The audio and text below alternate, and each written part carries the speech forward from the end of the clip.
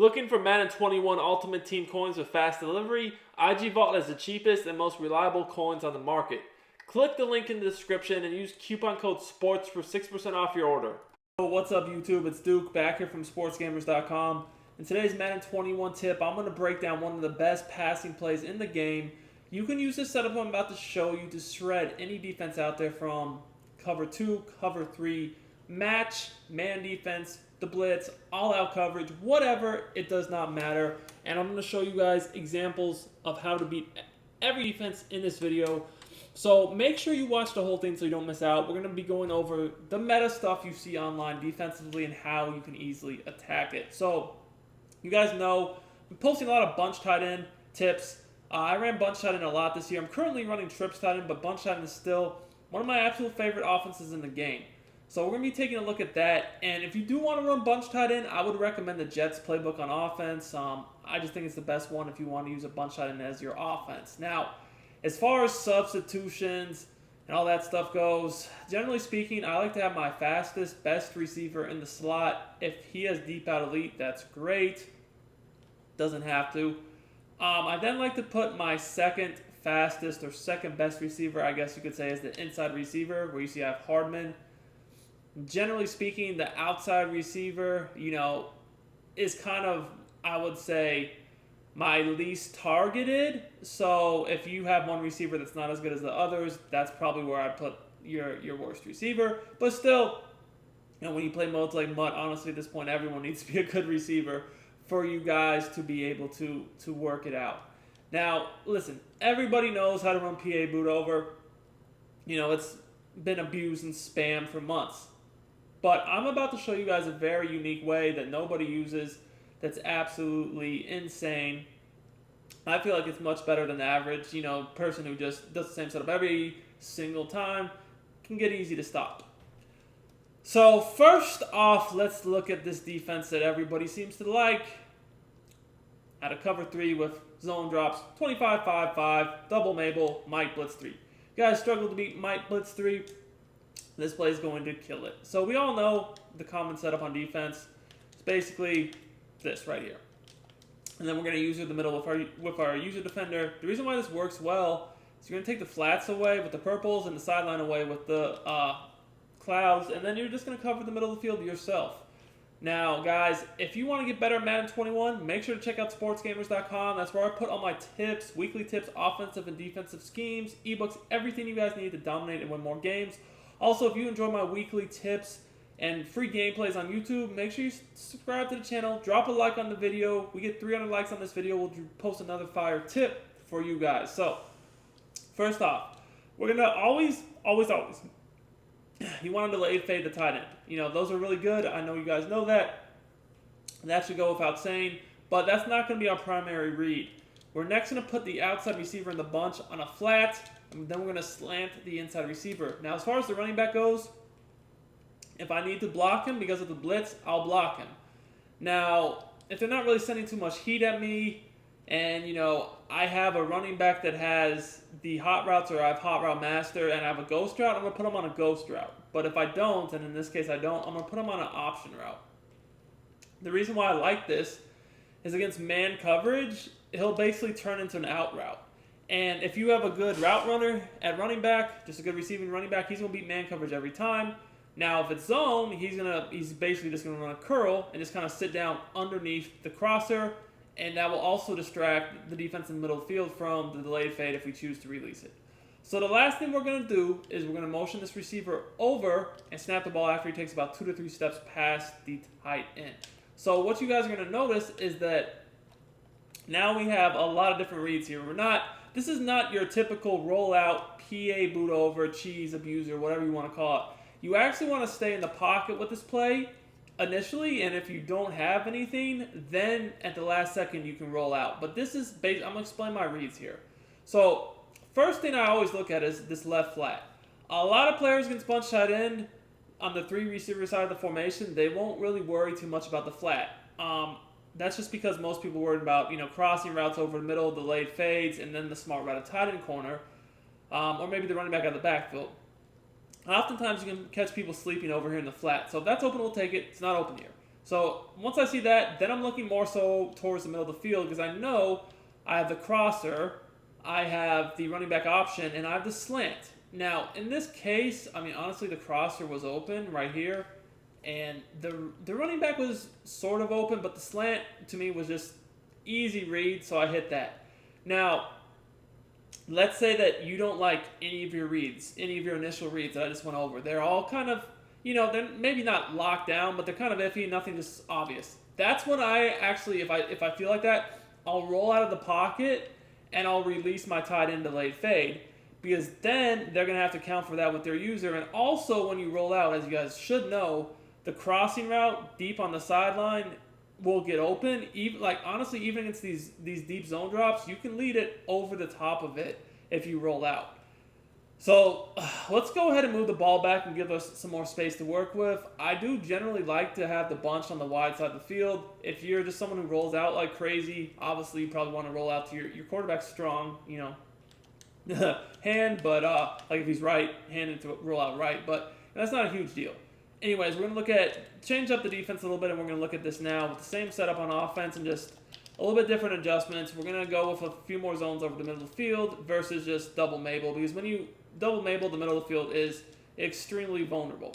So you guys can see here what I'm talking about. You can release this tight end delayed fade or throw the rollout, cheese, whatever you want to call it, rollout delay, or I'm sorry, not delayed, but rollout deep crosser, rollout tight end delayed fade. Very, very easily. It's going to be very hard for them to guard both because, as you guys can see here, he's getting past these guys. So at this point, if I led this up here, that'd be a dot.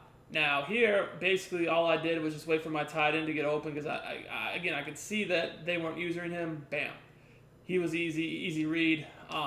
But as you guys can see here, if I really was just being very disciplined, just like I said last play, this is your first read. You guys could see that they didn't cover the flat over here. So I could have hit that, but didn't do it. So that's, kind of what's going on with Mike Blitz 3. It's a very easy defense to beat from this because you just make them pay. So one thing you might see is they might take away the flats, and then maybe with their user, they discard the slant because the slant's coming open over the middle, right? So let's just try to imitate that by manning the slant up. It still is going to get open because most of the time man coverage won't guard slants, but a user definitely could, so we're not going to throw it. So at that point, obviously, what can we do? Well, we can just throw the little option route, and that's why this option route is so money, is it kind of just sits down right there in that very, very easy place to hit, but very hard to defend. And the ghost route is even better against zone. Now let's say what they change it up and they actually played man coverage. So man coverage can be, difficult against if someone knows what they're doing, because they can just kind of take the crosser away by doing this, and then at that point you kind of have to hit someone else because the crosser will be man, but if they put that flat there, it's not it's obviously not going to get past the man coverage and the flat too when they have a zone drop. So that's why the motion slant and especially the running back option route are really crucial. As you guys can see here. The running back wasn't even manned up that time, so he just sat down. Now, that was just because there was an assignment swap that happened there. But if he had stayed manned up, let's just do something so that doesn't happen. Let's just go ahead. You know what? I'm not even going to do the real setup. All I'm going to, because I want to just make sure you see the option route. So I'm not actually going to run the play like I normally would. I'm just going to go ahead and put the running back on an option route so you guys can see what I mean if he actually is manned up. See what I mean? Just very, very easy separation.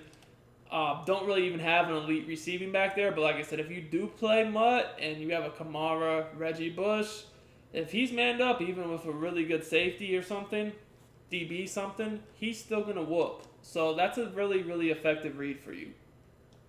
Now, another defense people tend to play a lot is this, the quarters cover, the match defense, right?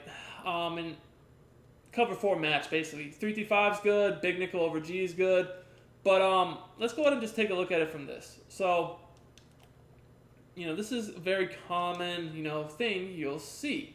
So there's definitely ways you can attack this, just with the standard setup. But one thing I've always been very, very high on is motion against match, because when you do motion, it kind of makes the rules a lot harder to apply in terms of the match coverage. The rules can definitely get kind of messed up. So that's one thing I really do like, is using motion. As you guys can see here, once we motion the receiver across the formation, things get a little dicey. If you take a look at the replay, you'll see that really I had a lot going on here. I mean, the crosser was open, but generally I feel like they would use the crosser. The slant was open, and obviously I was waiting for the delayed fade. But they didn't, really all they took away was the running back and the flat. So that gave me the crosser and the slant. And the delayed fade if I would have rolled out. But obviously, as the user, they're definitely going to use one of these guys, either the slant or the crosser. It's just it's basically on you to find who they don't use and take the other read. Now you're probably asking yourself, well, what if they play cover 2? Cover 2 is probably the last defense you really want to play against bunch tight end, in my opinion. Cover 2 just gets roasted. But let's say that they do play cover 2. So again, same setup. Again, always look at the flat first, because guys, if people play cover 2, most of the time, I can tell you for very high certainty, they're going to turn their zone drops on in cover 2, because you can't really play cover 2 without doing that unless you're just asking to get hit with corner routes over your head. If you play cover 2 with no zone drops, most likely someone's just going to roll out into a corner over your head every single time. So, to me, when I think the defense is in cover 2, I'm looking to abuse the flats. And if they somewhat happen to cover the flats, I already know that, okay, all I have to do is basically just roll out against it, because there's no way that they can defend my crossers or my corners if I just throw it over their heads. So, let me show you what I mean. So obviously that was cover 2 with zone drops on. Let me go ahead and put the zone drops back on default and look at that. Now obviously, yeah, they could do a double Mabel out of cover 2, but that's going to be if you want to play double Mabel out of cover 2, that's going to be, that's not something many people do, first of all, but then also that's going to make it a lot harder to defend the middle of the field, because remember, you have the 2 deep safeties out of cover 2. You don't just have 1 deep safety.